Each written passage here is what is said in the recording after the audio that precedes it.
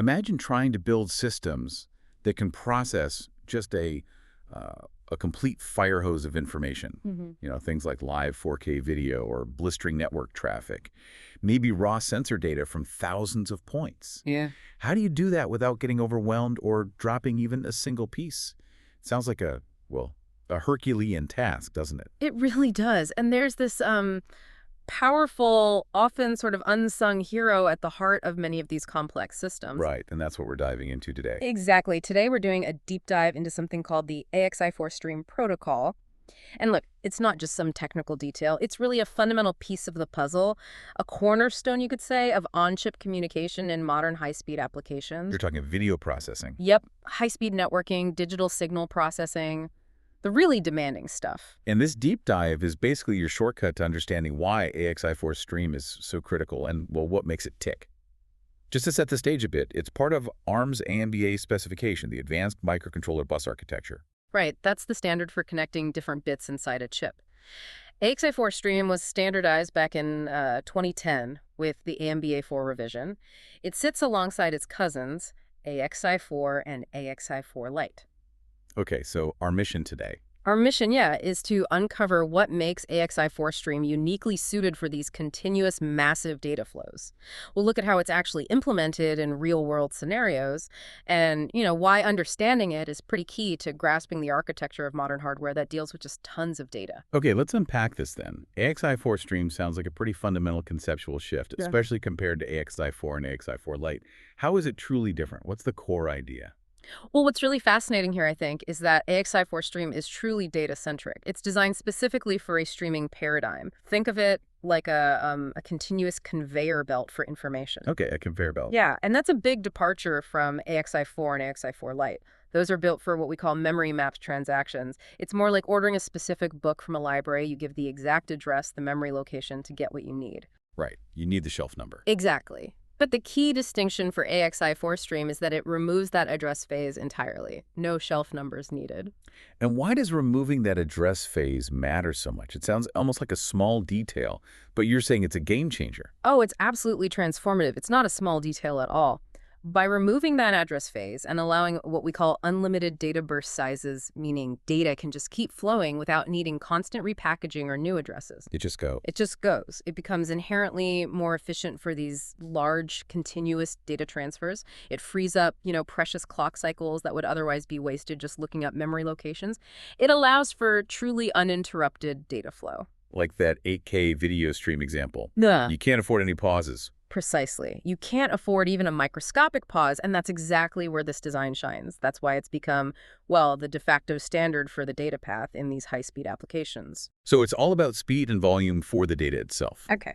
But what about control? If there's no addressing in the stream, how do these systems get configured or managed? How do you tell the conveyor belt what to do? That's a crucial point and a really good question. In practice, AXI4 stream often works hand in hand with AXI4 Lite. Its cousin. Yeah, the late cousin. AXI4 Lite is designed for that slower, simpler communication with control and status registers. Basically, the setup and monitoring parts of the system. So the knobs and dials. Exactly, the knobs and dials. This clever separation ensures the high-speed data path, the AXI4 screen part, isn't logged down by configuration task. It just keeps the data flowing smoothly. Right, you don't want the conveyor belt stopping every time someone adjusts a setting. Oh, okay. Okay, so to make that distinction even clearer for everyone listening, maybe we can quickly compare the three. Sure. So AXI4, the sort of full version, is designed for high-performance memory-mapped systems. Yeah. It uses 5 communication channels, can handle bursts up to 256 beats, like 256 chunks of data in one go. And yes, it absolutely has an address phase.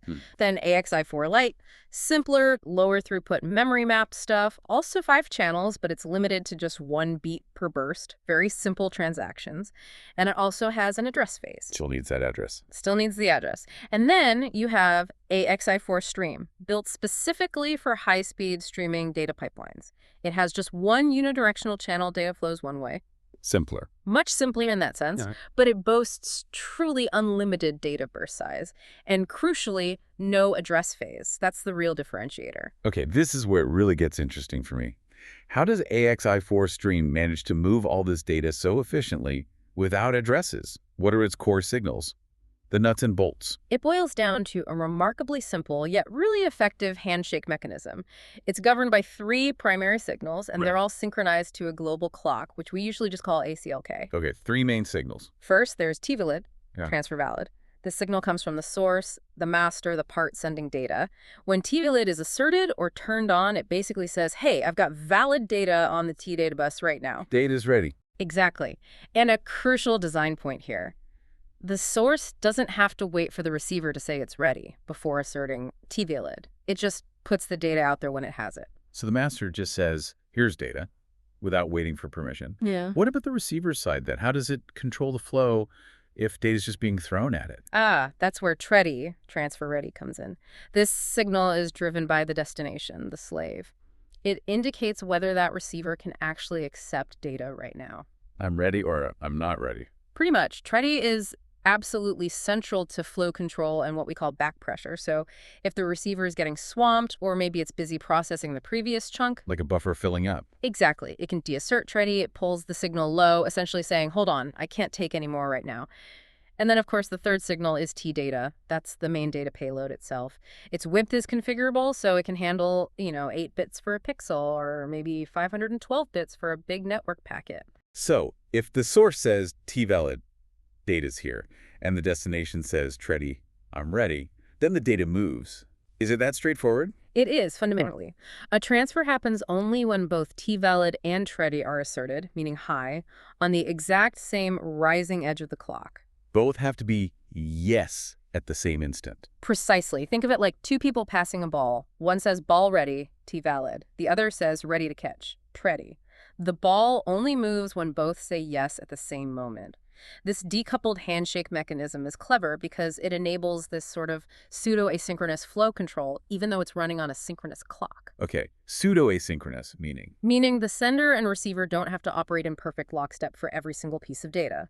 The receiver can pause the flow using TREADY. This is vital for handling rate mismatches between different components on the chip. They might have slightly different processing speeds, and this handshake lets them work together without breaking things or losing data. That makes perfect sense for the core data transfer. But okay, beyond the raw data bits on T-data, what about context? You said no addresses. So how does the system know where, say, a network packet ends? Or what kind of data it's looking at? Right, good point. If there are no addresses, how do you add structure or meaning? This is where a rich set of optional sideband signals comes in. They provide that crucial context. Take TLAST, for instance. TLAS. Yeah, TLAST. It's a single-bit signal. Its job is to delineate the boundary of a data packet or a frame. In video processing, it's conventionally used as an end-of-line or EOL signal. It marks the last pixel of a video line. So the receiver knows, okay, that line's done. Exactly. And that's super important for systems that might handle dynamic frame sizes where lines aren't always the same length. Makes sense for marking boundaries. But Yeah. What about more general info? Maybe something specific to an application, like is this the start of something? For that, we generally use TUSER. This signal provides user-defined sideband information. Its width is configurable, so you can pack in as much or as little extra data as needed. Crucially, it's time-aligned with key data, so the context always matches the data it accompanies. Okay, so custom info. Right. And in video, for example, TUSER has become a kind of de facto standard for carrying a 1-bit start-of-frame, or SOF, signal. Start a frame, end of line. Got it. Yep. This general-purpose TUSER signal is incredibly powerful because it allows these domain-specific conventions to emerge. Different IP cores, those pre-designed logic blocks, can agree on what TUSER means for video or for audio or networking. It enables interoperability by creating a common language within the stream itself. And what if you have really complex systems, like a network switch inside the chip, handling traffic from many different sources going to different places? That's where two other optional signals become vital: TID, which is the stream ID, and TDES, the destination signal. ID and destination. Makes sense. Yeah, they're specifically used in multi-stream systems. They provide routing information and identify which stream a particular piece of data belongs to. There is even an IP block called the AXI4 stream interconnect. Like a traffic controller. Exactly. It acts like an on-chip switch or router using TID and TDEST to direct data flows from various sources to the correct destinations within the chip. Okay, so pulling back to the big picture of performance again, how does AXI4 stream truly stack up? You mentioned efficiency. Its design is just fundamentally optimized for high throughput and low latency for the stream. Remember, unlike AXI4 with its 256-beat limit or AXI4 Lite's single-beat bursts, AXI4 Stream offers those unlimited data burst sizes. Removing the address phase entirely makes it inherently better for continuous streams, think entire video frames, large network packets. The data just flows without the stop-start overhead of addressing. And that separation we talked about, AXI4 Stream for data, AXI4 Lite for control, how does that feed into performance? Oh, it's absolutely critical. AXI4 Stream is strictly for the high-speed data path. AXI4 Lite handles the slower memory map configuration and status registers, reading temperature sensors, setting parameters, that kind of thing. Keep them separate. Keep them separate. This ensures the high-speed data flow is never slowed down by control latency, like waiting for a register write to complete. Plus, the protocol is designed for scalability. You can insert pipeline stages, often called register slices. Like little buffers along the way? Sort of, yeah. They help maintain high clock speeds across longer physical distances on the chip. And it can even handle clock rate conversions, both synchronous and asynchronous, meaning components running at different speeds can still talk reliably using AXI4 Stream. So, when it comes down to actually designing a system, what does this all mean for the architectural choices you have to make? It sounds like a fundamental fork in the road.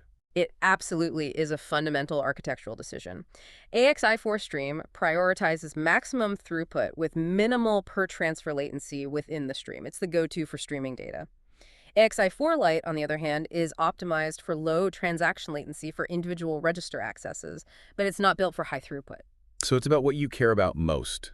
Fast individual reads writes, or just shoveling tons of data continuously. Precisely. Your choice of protocol really depends on whether your design needs low latency for specific control operations or just raw, high data throughput for the main workload. Okay, we've really dissected the protocol now. Let's see how this plays out in the wild. Let's start with video processing. How is AXI4 Stream actually adapted for the demanding world of, say, HD or 4K video? Right. Video is a great example. AXI4 Stream becomes incredibly versatile here. As we touched on, it's adapted by giving conventional meanings to those optional signals.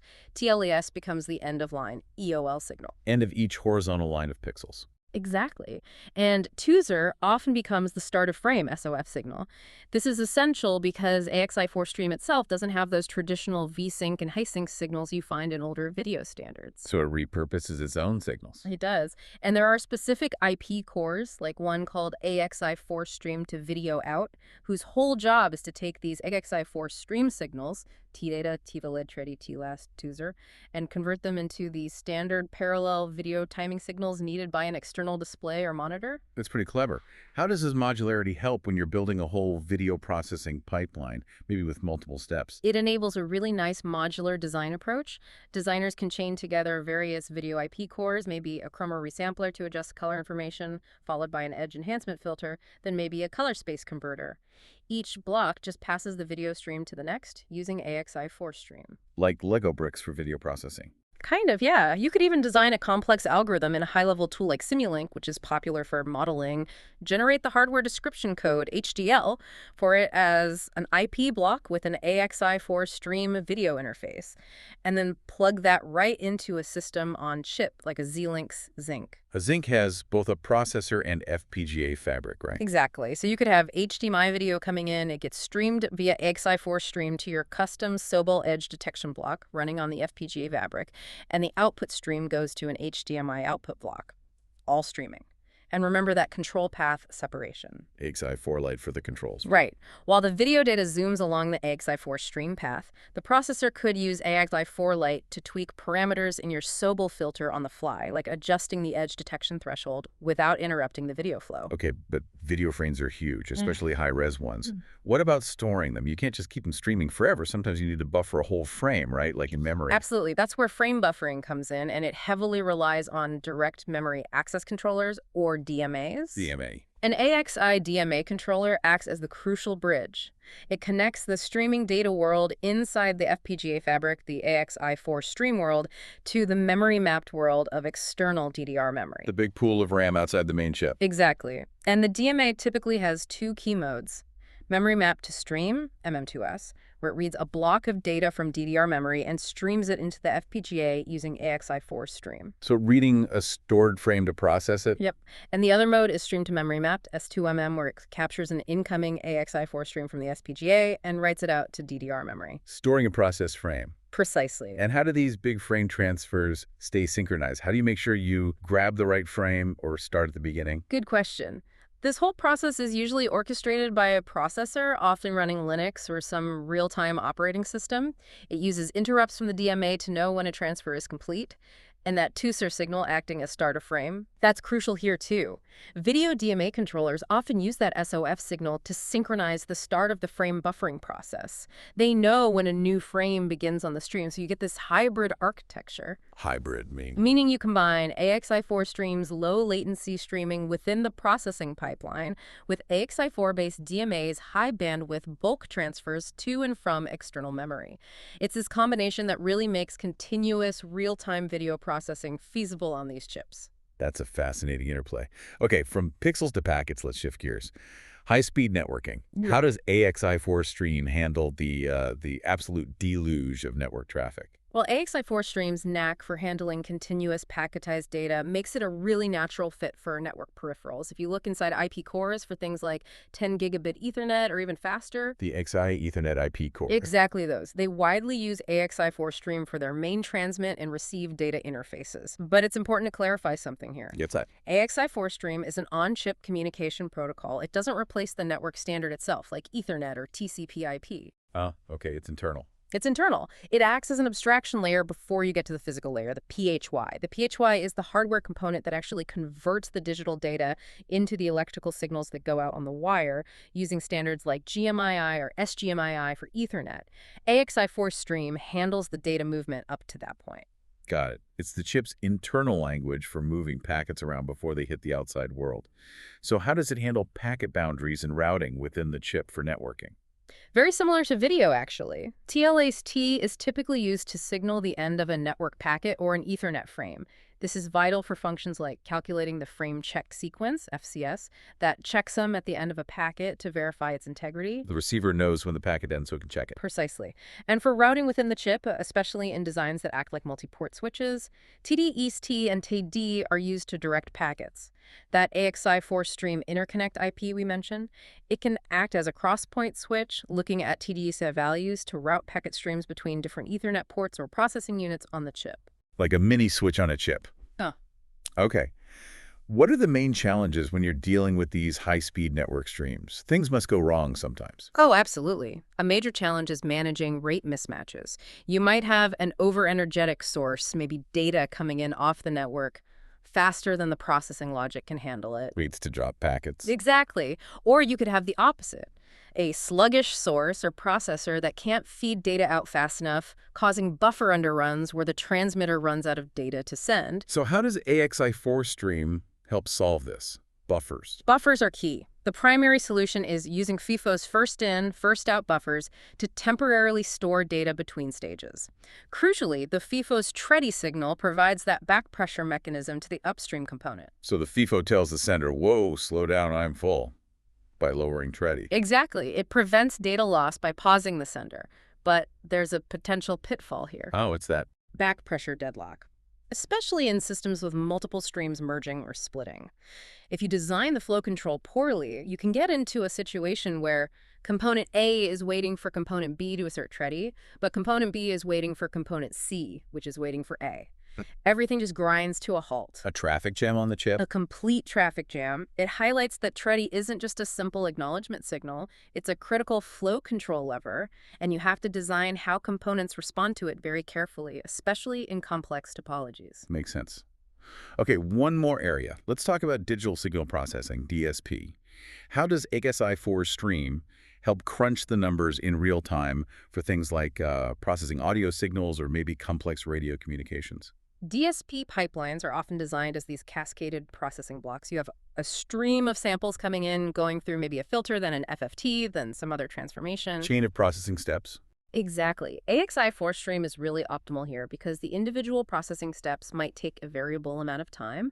Maybe a filter is fast, but the FFT takes longer sometimes.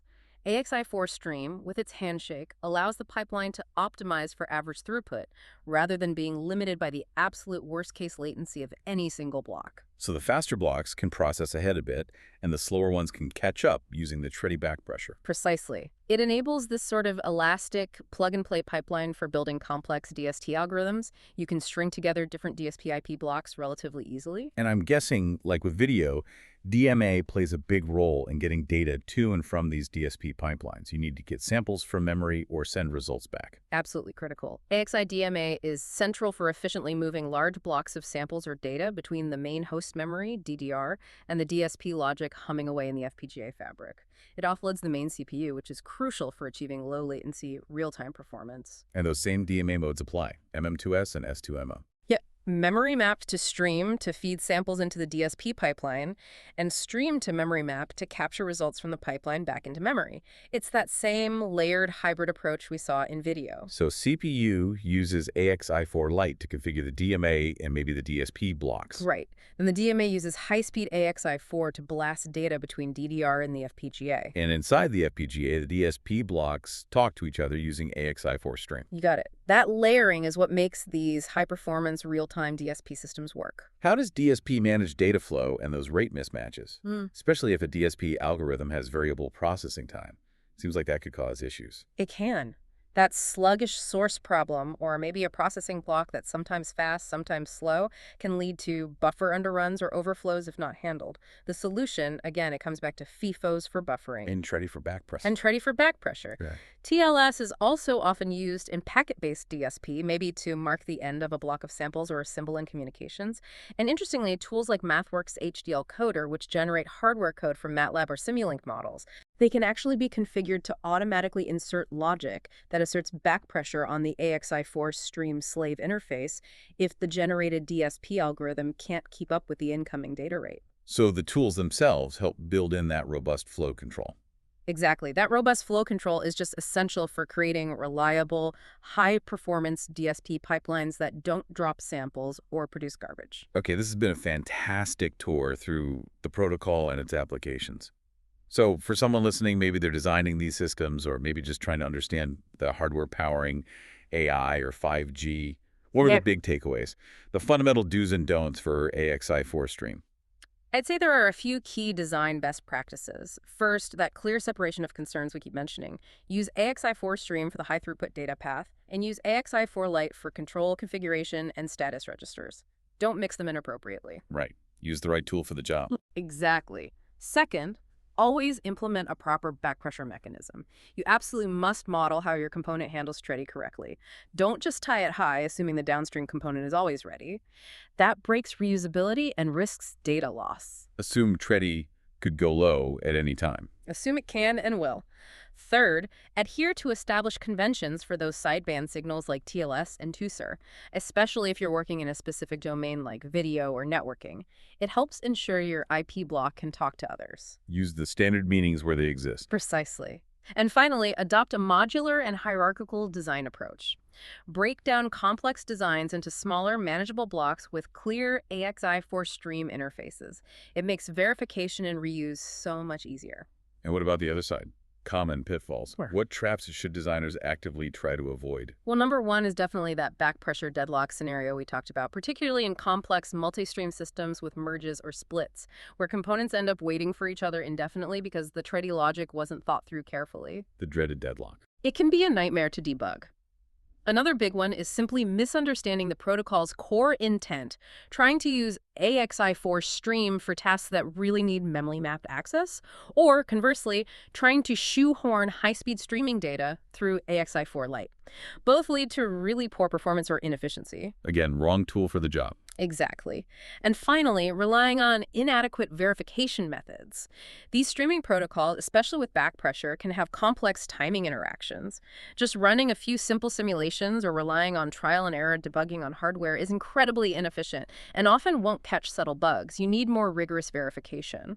So looking ahead then, what does all this mean for the future? Is AXI4 Stream just, a current fad, a niche thing, or is it here to stay and maybe even evolve? Oh, I think its relevance remains incredibly strong and is arguably growing. Its core design, data-centric, decoupled handshake, focus on throughput aligns perfectly with where hardware architecture is heading. So, Well, we're seeing more complex, heterogeneous systems chips combining CPUs, GPUs, FPGAs, dedicated AI accelerators. We're seeing multi-die devices, chiplets, where different silicon pieces are packaged together. AXI4 Stream is a great way to provide high bandwidth, low overhead connections between these diverse blocks or dies. especially for things like AI hardware. Absolutely. It's becoming a foundational interface in AI hardware. Think about streaming massive data sets to and from these specialized tensor processing units or neural network accelerators. AXI4 Stream is ideal for that kind of high-speed bulk data movement within the system. So it's finding new applications. Definitely. And there are ongoing standardization efforts by industry bodies like Accelera and the IE to ensure the AXI family, including AXI4 Stream, continues to evolve to meet new needs. Plus, even as the design tools themselves get smarter EDA tools using AI to help with verification, for instance, Yeah. they still need a robust and flexible way to describe high-speed data flow between components. AXI4 Stream provides that well-defined framework. So yeah, I think it's definitely here to stay. Wow. Okay, so this deep dive has really shown you, I hope, the power of a protocol that puts the flow of data first.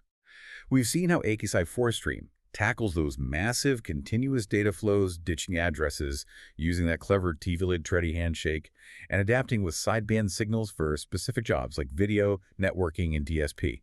It really is a kind of unsung hero, enabling so much of our data-hungry modern tech. It really is. Oh. So maybe a final thought to leave you with. Consider how this fundamental concept, this data-centric streaming paradigm, focusing solely on the efficient flow of information without the overhead of addressing or explicit control mixed into the data path itself. How might that influence the design of complex systems even beyond hardware? Where else could that stream-first mindset potentially unlock new levels of efficiency and performance? Something to think about.